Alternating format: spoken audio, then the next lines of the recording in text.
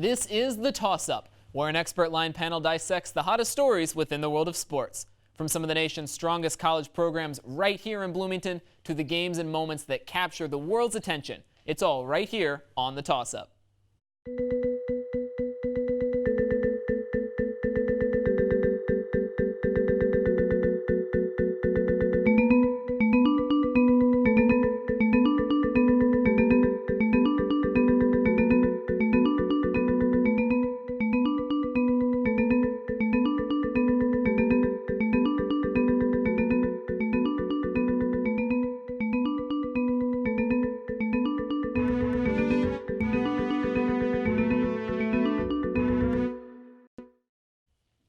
The NBA offseason was wild. This time last year, basketball fans were complaining that every season seemed to boil down to the Warriors super team versus LeBron James. But then, the Raptors won the title, led by Kawhi Leonard, and from there, the floodgates opened. Leonard took his talents to LA, where he and Paul George will lead the Clippers, and you can never have too many spotlights in Hollywood, so LeBron and Anthony Davis are now teaming up with the Lakers. In other MVP candidate news, Russell Westbrook and James Harden are looking to put on a show in Houston, and back east, Kevin Durant and Kyrie Irving will unite in Brooklyn with the Nets. Now, I'm going to stop myself here because this show would be very long and very boring if I just went through every big trade or signing that took place this summer. So I'll tell you what's not boring. Our group of panelists right here ready to break down this upcoming season. So hello, everybody. Welcome to the show. Alongside me, we've got the IUS TV sports director in the flesh, Michael Tilka. Also with IUS TV Sports, Jevin McCoskey, and from Amico Hoops, we have Ben Steiner. So welcome to the show, and we'll start off with this past offseason. As we've mentioned, huge offseason moves, huge roster turnover. So Michael, I'm going to let you kick off the show.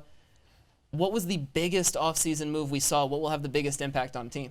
I think the one that'll have the biggest impact on an individual team, I'm going to go with a weird pick here. One that's not going to be lying in Los Angeles or in the state of Texas. I'm going down to the Big Easy. I think what the New Orleans Pelicans did this offseason was exactly what they needed to do. Anthony Davis and that culture, there was a lot of tension there, a lot of gripes going on, and it just wasn't a good environment to see that team flourish the way they deserve to. And then you're going to hit the sweepstakes of the Zion Williamson lottery pick. I mean, it doesn't get much better than that. And we're already seeing in the preseason so far how effective a combination of Lonzo Ball and Zion Williamson can be, not only this year, but for years to come. Lonzo Ball's my age. And that is insane to think about. Zion Williamson is a teenager. This is incredible. Yeah. This is what New Orleans exactly what New Orleans needed. And I think they're primed and ready to go in the Western Conference this year. Wow, I like the switch up right off the bat. Jevin, what do you got? Well, to your point, Zion's 6 months younger than I am. Oh, that's so weird. Yeah, I'm uncomfortable. Yeah. But my pick, it's a pick that's going to take a year to develop because I'm going to Brooklyn. I think that KD and Kyrie are going to create something special in Brooklyn.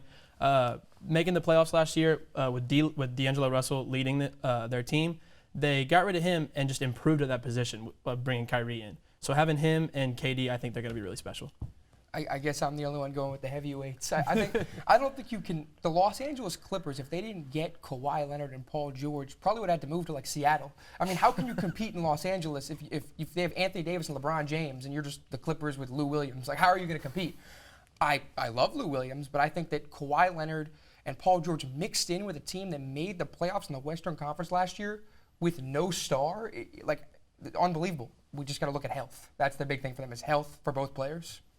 Yeah, and now I saw you shaking your head when Jevin made his Brooklyn pick, so I'll send it right back to you. And this doesn't have to be Brooklyn, but what big move do you think is going to come back to haunt a particular team? I 100% think it will be Brooklyn. Okay. Because, you can't pass up on Kevin Durant, but I love D'Angelo Russell. I'm a big D'Lo guy. I think what D'Angelo Russell did last season in Brooklyn, it's unbelievable. The Nets hadn't made the playoffs in years, 42 wins. I don't like Kyrie Irving. I really don't like Kyrie Irving. I don't think Kyrie Irving can lead a team. I think as an individual talent, he's maybe the best in the world. As an individual talent, like the crossover, the finishes.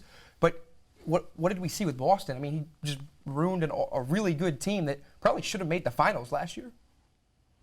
Jevin, what do you think? Or Michael, do you want to jump in? Well, the thing to me that's standing out is that these are off the court issues, and if you can look past them, you said it yourself. Kyrie is still he's an incredibly talented player, and Kyrie has that championship experience with winning in Cleveland, and then to add. But what has he done without LeBron? What has he done without LeBron? Well, now he's got Kevin Durant, who, again, he'll be back in a year, but now he's got Kevin Durant and Andre Drummond to help him out in Brooklyn. So I think those two guys DeAndre Jordan. DeAndre Jordan. I get those guys mixed up all the time, which I think is a little bit fair. But to have those two guys, in lieu of LeBron James, I think it's a relatively fair trade, and I think he has the star power to back him up. Obviously, it's not going to happen this year with KD sitting out most of the year, if not the entire year. Yeah.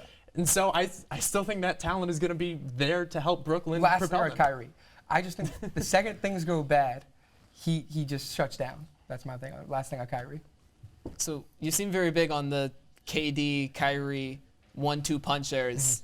I want to know your pick. Who is the best 1-2 punch we have in the league? Is it those guys, or are you going to go out west? Where are we? I still think it's LeBron and Anthony Davis, though. Just seeing, even on Wednesday night, the absolutely insane no-look pass that LeBron had to the corner. It wasn't to Anthony Davis, but to see the cohesion they already have, the chemistry is already insane for guys that have played a couple preseason games, and they both have legitimate shots to be that MVP candidate this year. So I don't think it gets much better than that right there. 2 MVPs on a team, but anyone want to take Houston? Well, I'm not taking Houston. No, okay, all right. I'm sorry. No, that's my bad. I'm not on that train, but I'm going to stay in LA, and I'm going to say the best 1-2 punch is Kawhi and Paul George. Okay. I mean, you throw those two on the wings, like perimeter playing defense, they're the best two defenders probably playing the wing position in the league. And then you throw Lou Will and you throw Harrell, Montrezl Harrell, you put him, and then Pat Bev. They're the best defensive team in the league. So I want to agree with you, and I probably do agree with you, but until proven otherwise, Steph Curry and whoever, because it's Kevin Durant, it's Klay Thompson, it's Draymond Green, it could be D'Angelo Russell. Steph Curry and his next star, until proven otherwise. So Steph Curry is the best one-man punch, and you don't even need that second punch. His impact on the game has changed the entire NBA. The game is different now because Steph is playing basketball. Steph Curry. Yeah. But how does that dynamic work in the backcourt now? Because I think that's the most interesting duo, that 1-2 punch of D'Lo and Steph Curry in the backcourt there. How do you think that all shakes out? I want to see D'Angelo bring the ball up. I think D'Angelo's a playmaker. I think D'Angelo gets looked at as a scorer, but his vision is what makes him so special. If you go back to Ohio State and look at, he was a passer. That's what made him the second overall pick. So we'll see how Steve Kerr works. I'm not going to doubt Steve Kerr until proven otherwise. And I wouldn't either. As well as Steph is handling the ball, he's so much more dangerous coming off the ball, coming off screens. Exactly. Where D'Lo would have the ball to get him the ball off of screens. I mean, and then Steph's closes. Could you imagine D'Angelo bringing the ball up with Klay and Steph running around screens? Yeah. When Klay's healthy, that team's going to be dangerous. Yeah, no, that's a scary thought. I don't want to defend that. No. Okay. Yeah, that's a fair point. But now we've talked to some of these heavy hitters, so let's get into some of these the underdogs that could come through. Michael, I'll start this one off with you. Who do you think could be one of the biggest surprises that we see this year? We were talking about this a little bit before the show. Then there is some legitimate doubt with this team, but I want to believe in the Sacramento Kings really, really badly. I'm a big De'Aaron Fox fan. I love the speed that he plays with. He's a big anime fan. Team Dragon Ball Z, Team Vegeta. Absolutely love that aspect of his game as well. They didn't really draft anybody too special over this past cycle, but I really want to see a team develop there. They did get to sign Harrison Barnes. I think even though some might look into him as overrated, I think he's a perfectly fine and capable player. Good Iowa guy as well. So I want to see the Kings finally break that drought and make it to the Western Conference Finals. It'll be tough, but I think they can do it. So you're saying that gaming and being from Iowa is the reason that the Sacramento Kings stand a shot this year? I don't see why not. Kings of the court, sure. Okay. All right, Jevin, what do you got? I'm going to go with the Dallas Mavericks. I think having the reigning Rookie of the Year in Luka Doncic and bringing in Kristaps, who was there last year but wasn't healthy, and then having Tim Hardaway Jr. on the wing and also signing Seth Curry.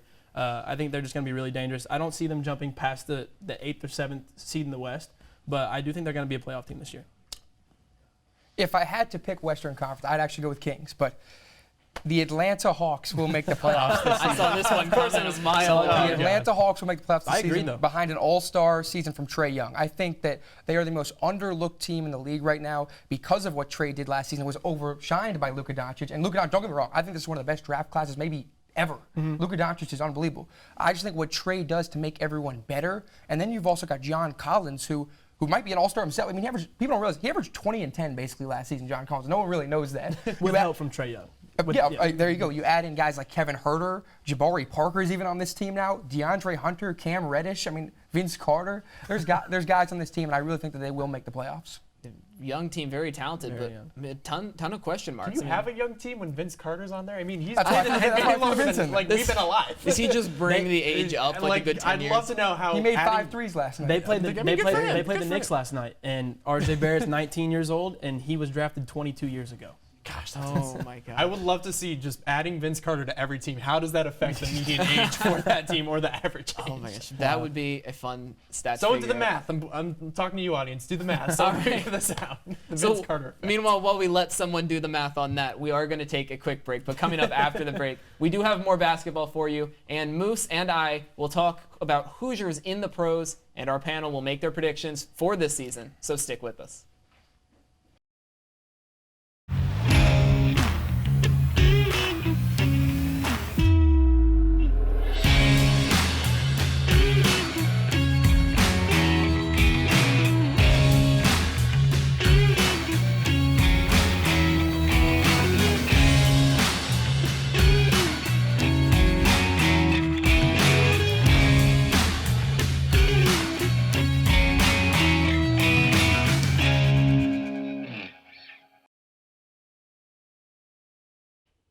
Welcome back to the toss-up. Now, as we've mentioned before, last season bucked the trend of seeing the same old in the playoffs. The Toronto Raptors won their first NBA championship in history, led by Kawhi Leonard, Kyle Lowry, and a few others. Also on that championship team, Danny Green, older brother to current IU guard Devontae Green.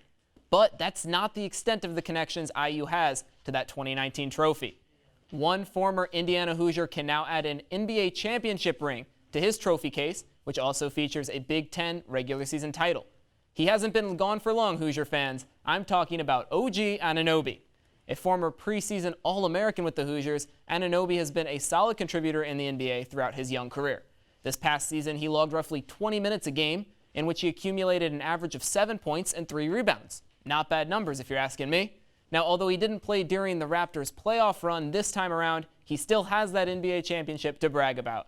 And now entering his 3rd year in the league, he could be ready to break out as a consistent threat on the court. Now, although Anunoby did come away with the ring, he's not the only Hoosier in the pros to have a successful season. So it's time for me to take a seat on the bench with our very own Mike Moose Moskaluk, who's going to come in and sub me out. Mike, take it away. Thank you very much, Drew. Welcome back to Moose's Minute, everyone. OG Anunoby wasn't the only NBA Hoosier celebrating this offseason, as 3 other former IU players signed new deals this summer. Eric Gordon signed a 4-year, $75 million extension this offseason with the Houston Rockets, while Thomas Bryant received a 3-year, $25 million deal of his own from the Wizards. Noah Vonleh will join his 5th team in his 6-year career after signing a 1-year, $2 million deal with the Timberwolves this offseason. Yogi Ferrell will be looking to build off a solid first season in Sacramento that saw him have his best field goal percentage of his career, while Cody Zeller will be looking to continue his strong play from last year with the Hornets, where he posted career highs in rebounds and assists. Romeo Langford will spend his rookie season in Boston, competing in a crowded backcourt. And last but certainly not least, Victor Oladipo is hoping for a December or January return after rupturing his right quad tendon last season. On behalf of all of us here at IUS TV, I'd like to wish good luck to all the Hoosiers across the NBA this season. Back to you, Drew. Thanks, Moose. And so now, back here on the panel, NBA preseason is coming to an end soon. And the games are right around the corner, so it's time for us to get into our own game. So this game is called Agree to Disagree, and I'll explain the rules as a basic premise. We're going to have teams this time around, so it's going to be Jevin and me, and we are going to be arguing over a randomized NBA team. None of us, well, I know who was randomized. I did the randomizations, but you all don't know yet who the team we're arguing for is going to be. So Jevin and I will be arguing against Michael and against Ben. So here we go. This first question is, argue why your team right here can win the NBA championship this upcoming season. Jevin and I have got the randomized team of the Houston Rockets, which I've been trying to talk about them before. I'm sorry, Jevin, to do this to you, but I guess this works out for me. Michael, Ben, your team will be the 76ers. Okay. So I guess I'll just start off and run with it. The Houston Rockets have Russell Westbrook and James Harden, two perennial MVP candidates, I don't know how you can doubt that this team is just going to be dynamic all around. Like, I think that could be one of the best 1-2 punches in the league. Ben Simmons can shoot a three-pointer now, though. He Did can you see shoot. that? He Did can you see shoot that? 1 3-pointer. Doesn't And count that's- until the regular season. Yeah. I'm still That's counting true. it in my book. It's still a very important move to me. It's something that NBA fans, 76ers fans across the entire country have been waiting to see. We know he can get it done in the post, but is he able to stretch the floor on the offensive end? And if he can even just take the nice, easy, open look shots, he doesn't have to be double teamed. He doesn't have to shoot like James Harden, but if he can help stretch the floor for those Sixers, the league could be in some trouble. For the Rockets, yes, it is important that Westbrook and Harden play well, but also you have to have Clint Capella play well and protect the rim. I mean, he's one of the best, one of the best paint defenders in the league this past couple of years. And Eric Gordon also, if he shoots the ball from a high percentage this year, I think the Rockets will be dangerous. But it all does depend on whether Westbrook and James Harden can take their games of both being ball dominant and play well together. I mean, if healthy, the 76ers will make the finals. You look at Joel Embiid. He when healthy, is top 7, top 6 player in the NBA. What he does as a big man to stretch the floor, take the ball to the basket. And during the playoffs, remember, he was, I don't know what, he had some sort of like rare disease. I don't know, he was like sick every other night. Like, I don't know what the issue It was. probably but was the hamburgers the that he ate diet, pregame. yeah, I don't know. If Embiid stays healthy, you've got the team. You got Ben Simmons as a transcendent point guard. I love this kid, Josh Richardson, who they swapped out for Jimmy Butler. He's very underrated. Tobias Harris, everyone knows he can score. I think they're in a prime position to make the finals as long as Embiid stays healthy. And I do have my questions about Coach Brown. I will say, very talented team, and Joel Embiid also could be an MVP candidate. But the one thing Embiid can't do, guard James Harden. Just no one can No one guard can. James No Well, Harden. it's hard to guard a guy when as soon as he crosses the tie line, he's going to take a shot, and more than likely it's going to go in if Do you he's have to? open. Do you even have to guard Harden in the playoffs sometimes? That's fair. Harden has had his share And of another thing that we're inconsistencies. forgetting about the Sixers, too, is that they're one miraculous Kawhi Leonard shot away from making it to the conference finals in the East. So this is a team that, by the hair of their chinny chin chin, almost made it to the Eastern Conference Finals. Do you think that they'll miss Jimmy Butler, or Josh Richardson over Jimmy Butler, things like that? I don't think they'll miss Jimmy Butler all that much. I'm more of a Jimmy Butler fan than most. I think it's just he comes from a very competitive mindset. I don't think it's a toxicity thing, but I don't think they're going to miss him too much. He did come in at the middle of the season. Maybe we don't get to see him develop to his fullest potential with the 76ers. It's logistically it's tough to move in emotionally in the middle of a season like that. But I think they'll be all right without him. Another thing for Houston to be successful this year is Russell Westbrook needs to buy into the fact that this is not his team. This is not OKC. This is James Harden's team. And in order for them to be a playoff contending team, Russell Westbrook needs to realize that. He can't be the person that he's not going to be the one that's relied on to hit the game-winning shot anymore. It is now James Harden. And that's why Chris Paul got shipped out of there, was because he couldn't take that it wasn't his team anymore. So if Russell Westbrook takes that into effect, then they will be Will successful. he average a triple-double? No. With James Harden on the court, I mean, it's no. But he'll get the points. He'll get the assist. I just don't think he'll get the rebounds. Interesting. I don't think he'll get the rebounds I anymore. mean, it does have Capella on the team. It's Right. Yeah. yeah, it's a very strong. He's I was no thinking longer the assists one-man would go wrecking down. crew. I was thinking the assists would go down because They will go down. Yeah. But I think it'll be the rebounds. I keep looking at this next question. I'm really not liking this. All right, so yeah, we'll Andrew. wrap up this question. We'll see what our own production crew has decided. And that is, the decision is that Michael Tilka, Ben Steiner will come away with the victory this time around. So you two will get to duke it out against each other now. Ooh. Here we go. So a little bit of a switch up. It gets harder as you go along a little further. So now we've randomized teams that have a pretty low percentage. I'm using the 538 projections here just so we can establish how this is. But teams that have very low percentages of making the playoffs. And I want you all to argue why these teams have a legitimate shot of it. So Michael, you got to argue, why do the Washington Wizards Thank make God I the don't playoffs? get the Cavs. Thank you. Yep, and as you've heard, Ben, you're arguing on behalf of the Cavs. Dude, I'm Whenever sorry. you're ready. I don't think you can. It's better than the Knicks, right? Much better than the Knicks or Suns. Anybody's better than the the Knicks. Suns, The high yeah. school basketball team is better than the Knicks. Your local high school basketball team. Oh, wow. But Brutal.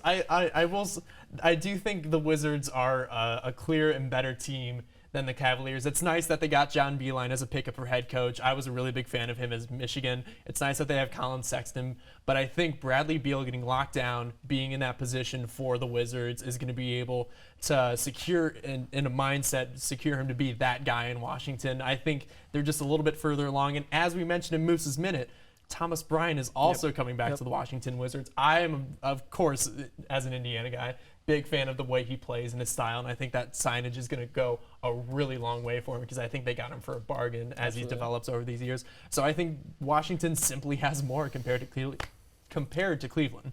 All right, so look, the Cavs aren't going to make the playoffs. Let's just get that out of the way. But I disagree. I think the Cavs have a better chance than the Wizards. Okay. I really do. I think the Wizards are a mess. What have they shown you? Last year, what did Bradley Beal do? I think Bradley Beal's a very good player, but as a leader and a scorer on a team that can do anything, what is he doing without John Wall?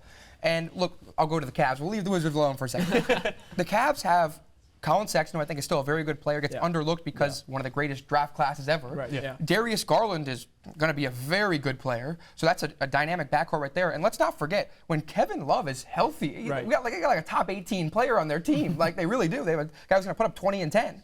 So we'll see. They might get parts for Kevin Love too at the trade deadline. I think the Cavs are in a better position long term than the Wizards by miles. A counterpoint, though, Yes. the Washington Nationals are currently in the World Series, and I think the Wizards could learn a little something about what it takes to rally around a group, rally around a team, make a push, and This is all I need to know about the Wizards. they have $300 million committed to Bradley Beal and John Wall. $300 million.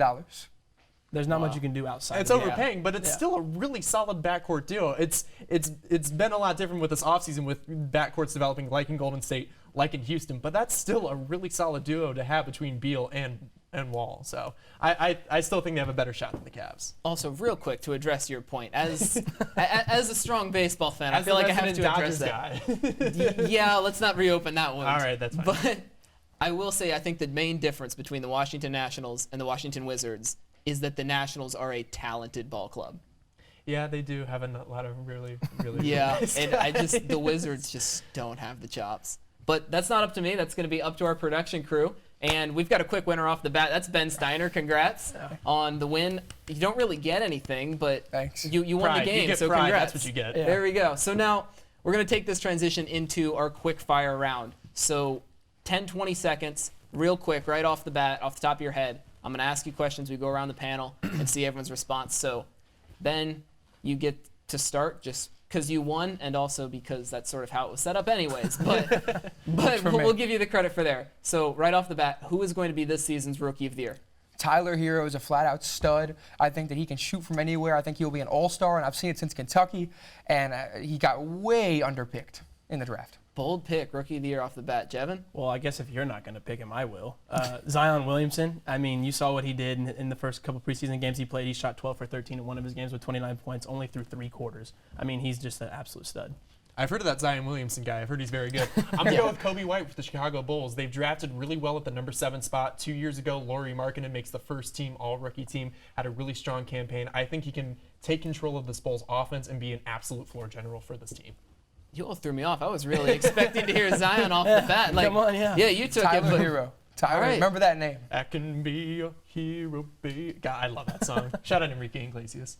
Thank you for our musical You can moment use that. there. You can use that for the internet. It'll get copyright stricken because I sound too much like Enrique Iglesias, but that's Yes, neither here nor there. very much like Enrique Iglesias. Thank you. Moving on from that, Michael, we'll go back to you. Who's going to be this year's MVP? I'm going to go with Anthony Davis. He's been missing some really serious accolades in his trophy case. I think having a passer like LeBron on his team is going to help him so much more, and you're already seeing the chemistry and the build that they have in Los Angeles. I'm really liking AD. Well, I'm going to pick his teammate. I'm going to pick LeBron James All right. because he played 55 games last year. He's basically on 7 months rest. I mean, with LeBron and any kind of rest, I think he's bound to have the best season he's ever had statistically. Steph Curry will win the MVP. Remember, he shared the ball with Kevin Durant the past 3 years. Remember what he did before Kevin Durant got there. He was having like historic seasons. Right. I think until proven otherwise, as I alluded to before, Steph Curry's still the guy. With no Klay Thompson, Steph has the chance to average 35 points this year. Oh, absolutely. Yeah. That would be absolutely insane. Yeah. Just He- to it's a- watch. it's He'll be pocket. shooting like 12 threes a game. Yeah, Oh, it's going to be and it's gonna insane. be fun. And it's And I'm going to gonna be watch so every much minute fun of to it. watch. Yeah. Absolutely. And that's hard to believe that not having Klay Thompson on the court next to you could actually boost your stats. But Yeah. Yeah, for Steph Curry, anything's possible. And so now move on to the last question of the night here. We're going to say who is going to win the NBA Finals. I'm going to have you put your picks on the board right now. Ben, we'll start with you.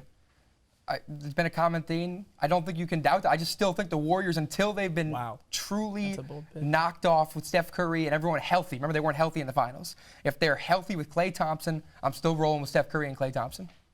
Dominant duo, Jevin? A lot of D's in there. No, Right, you're good, Jevin? you're good. I'm gonna go with the Clippers. I think because defense wins championships, and they're the best defensive team in the league. 100%. And it all comes down, like you said earlier, health with them. If they are healthy, I believe they're going to be the one holding up the trophy in the end.